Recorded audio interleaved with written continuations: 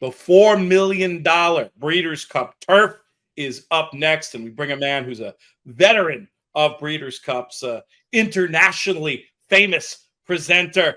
He is Matt Chapman. Matt, how are things? Thanks, Peter. I feel veteran slightly makes me sound like I was in the Vietnam War or something, and I'm just about walking around still. The great soldiers who did so much back in the day. But yeah, I am a veteran from the point of view I've been to a lot, Pete, but extremely youthful, I think was the phrase you were looking for. There you go. There you go. I'll put that in editing. Tell me, how does this crew turning up for the Breeders' Cup Turf compare to those in past runnings? Okay, so let's just have a look at the past winners in relatively recent times. And we've had two ARC winners found and Enable to have won the Breeders' Cup Turf. We haven't got an ARC winner this time around, but we have got a horse placed in the ARC. And I think perhaps even more importantly than that, we have a Derby winner. And I think for Breeders' Cup to have an Epsom Derby winner, and there is only one Derby, forgive me, Kentucky Derby is a completely different type of event, obviously on the dirt, for those immediately shouting at me and saying, what do you mean there's only one Derby? What about our Derby? Well, it's a completely different type of thing. But if we're talking about a mile and a half on a turf track, there is actually only one Derby that matters. And when you think of it in those terms, Peter, if the winner of that race, the one Derby that matters on turf, ends up at the World Thoroughbred Championships at Breeders' Cup, then you've kind of achieved your goal in many ways. So coming back to your original question, I don't think it's vintage in terms of strength in depth, but I think there are 2, 3, 4 maybe horses who elevate it to a level which mean that it has worldwide interest. Let's talk about Auguste Rodin for a second here. This is a horse who, when you go through the past performances, the highs are very, very high and would obviously win a typical renewal of a race like the Breeders' Cup Turf. But then there's those couple of blips on the radar. What happened on those days, and which Auguste Rodin are we going to see at Santa Anita? Well, in many ways, it's the unknown question, or at least the answer to the question is unknown. It's very tricky with Auguste Rodin. I mean, how often, I would say almost never, have you got effectively a champion racehorse? There's a Group 1 winner at 2. He's the Derby winner. He's the big winner over in Ireland of what is seen by many people in Ireland as the most prestigious mile and a quarter race, the Irish Champion Stakes. And in between that, you've got a last of 10 at Ascot in the King George and a 12th of 14 in one of the worst 2,000 guineas ever run at Newmarket. It looked all right on the day, that 2,000 guineas, but with the benefit of hindsight, it was rubbish. So it's very difficult to know. There have been seemingly excuses for Auguste Rodin on most, I think the Newmarket race, they came up with excuses. I didn't quite go with them, but they came up with excuses of the horse being knocked out of his stride, etc. As of yet, I've not heard anything for the Ascot run. There were rumours that the horse had broken a blood vessel, but when that was put to Aidan O'Brien, he 100% said that wasn't the case. And obviously, back in the day, Pete, we'd all be saying, oh, bang it on Lasix over in America, you'd be fine. That's not how it works anymore. So in many ways, stateside racing might have been 10 years ago what Auguste Rodin wanted. We don't know, though. I'm just guessing there. So the answer, again, to your question is, I don't know, Pete. I wish I did know. But, and this is what we do know with Auguste Rodin is, you have a mile and a half winner, you have a mile and a quarter Group 1 winner, and you have a mile Group 1 winner. So you've got a 3-time Group 1 winner over those different distances. And he is a horse who I think if it came down to a slog would be a very hard horse to pass. And we'll talk about the race and tactics in a moment, I'm sure. But there's every chance that Aidan O'Brien can turn this into a very strongly run mile and a half. And you would think that would suit Auguste Rodin. But I also think when we get to that, Pete, it will suit one other horse in the race. Let's go right there. Who do you think will also be suited by the truly run mile and a half? Okay, so Auguste Rodin is the top one. If all of them, I mean, we don't know the full field as I'm talking to you, but if Bolshoi Ballet and Broom are in there, the chances are one of those is going to go to the front, provided they don't miss the break like most Europeans. But they have experience of stateside racing. They're going to go off hard because that's really what they do anyway. It's their running style. Bolshoi Ballet, to be honest, I still feel is a little bit of an enigma. And if there was a turn-up, it wouldn't surprise me totally if he was the one.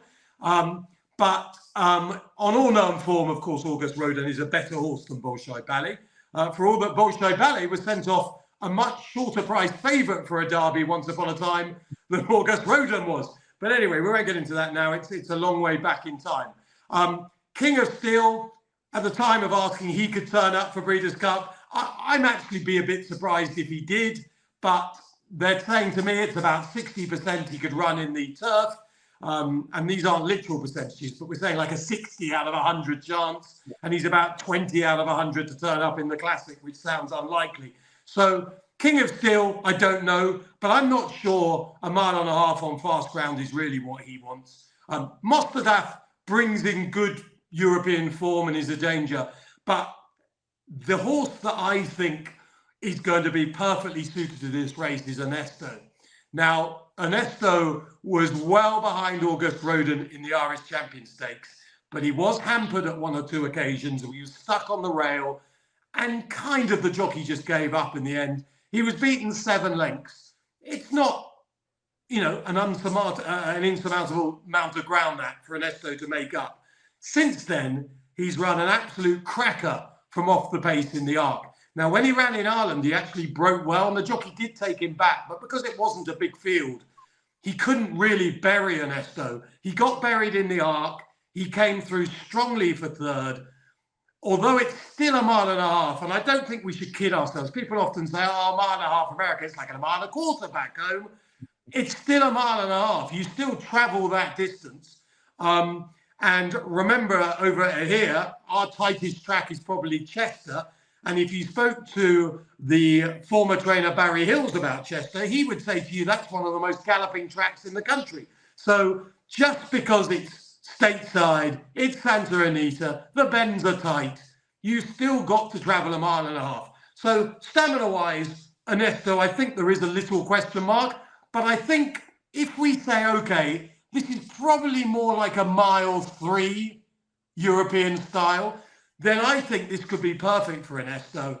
And if they bury that horse out the back, and Aidan O'Brien thinks to himself, I'll go hard for Auguste Rodin, and I can't believe he'll go slow for Auguste Rodin, which is always a Coolmore tactic sometimes, but I can't think that really works in the favour of Auguste Rodin, then I think it really suits Ernesto.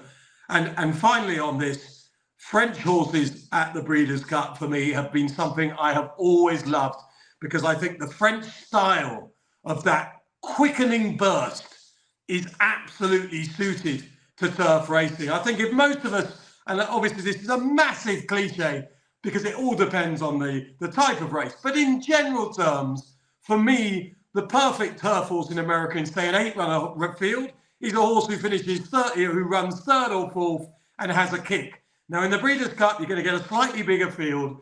If Ernesto is sitting 7th or 8th, kick down the middle of the track, draw permitting, that's the horse I think is the each-way value in the Breeders' Cup turf. I get it. And, it really is a little bit shorter, if only because of that little downhill at the beginning. So I think that strengthens your Ernesto case. Let me ask you this, Matt. What chance do you give the USA runners in this year's Breeders' Cup turf? I mean, practically none. Practically none. Warlike Goddess is an obvious exception. Warlike Goddess was supreme in beating Soldier Rising last time and was pretty good at Saratoga in a grade 2 and not so good at Belmont prior to that. Warlike Goddess is a horse I like a lot. But of course, as far as stateside racing is concerned, Up to the Mark is probably the horse that most people are talking about. But I find it very hard to get a grip on Up to the Mark because, of course, beat Master of the Seas at Keenan's over the mile, steps up to 1.5 miles, seemingly because the owners want the prize money, as far as I can see. That seems to be the main fact of the matter. I mean, okay, let's take this literally. Master of the Seas is a good horse, but he's not a top horse in Europe as far as milers are concerned. That doesn't mean actually that he might not play a big part in the Breeders' Cup Mile, because the milers might not be amazing from Europe. But Master of the Seas is what I would call, when he goes into Grade 1 company, you're looking for him to finish in the first 4 in Europe. When he's in a Grade 2, you look for him to win. And I mean, this horse only just picked Up to the Mark, only just picked Master of the Seas. For me, that means he's got, on our milers, probably 4, 5, 6 pounds to find. And going over a trip he's never gone before, even though connections might say, yeah, how do we go Sapper-Mare? He's actually, you know, there are bits in there you could say he'll stay no problem. I think, look, in all reality, if I'm being honest, it's very doubtful that Up to the Mark is going to be the better than the best of Europe. That's how I see it. He's got, Up to the Mark's got to be up to being placed in an arc, and if he was a 3-year-old, which of course he's not, having a chance of winning a derby. Do I really think Up to the Mark is that kind of horse? I'm sorry, Pete, I don't. But you tell me, Pete, you're the American expert. Am I being very harsh? No, I don't think you are. When I look at the depth and quality of this European field, I think he might find himself on the outside looking in, though I would still rate him our best chance. But I think you're seeing it the right way. You make a great case for Ernesto as the value, and I can't wait to see how it plays out at Santa Anita. I will see you out there, my friend. Really appreciate your time today. Pete, just before you sign me off, if Sharia returned to his best form, the Japanese runner, remember, he wasn't a massive price against Equinox in Maidan. Yep. He finished 5th to Equinox at Tokyo in October of last year. If that horse bounced back again, he'd be a big price now because he's got 2 flops next to his name. You know, the Japanese showed at Breeders' Cup 2022 that you ignore them at your peril. You know, this is we come back to our original thing. This is not a bad race. I mean, if Mottadust's in there, Ernesto, Auguste Rodin, Up to the Mark, Sharia, you know, this is good stuff. This is what the Breeders' Cup is all about. And it's why you and me, Pete, will be standing there screaming our heads off, cheering something home, and just thinking, why isn't everyone on the planet actually flocking to Santa Anita right now? Because this is just the best game in the world. A true international clash. Can't wait to see how it plays out. We'll see you out there, buddy. Cheers, Pete. Carl Ernesto. Bonjour, ça va? Comment allez-vous? Thank you so much for watching this video. If you want more great content, choose one of the videos you see on screen now, or go to our website, inthemoneypodcast.com. And for even more, check out inthemoneypodcast.com/plus.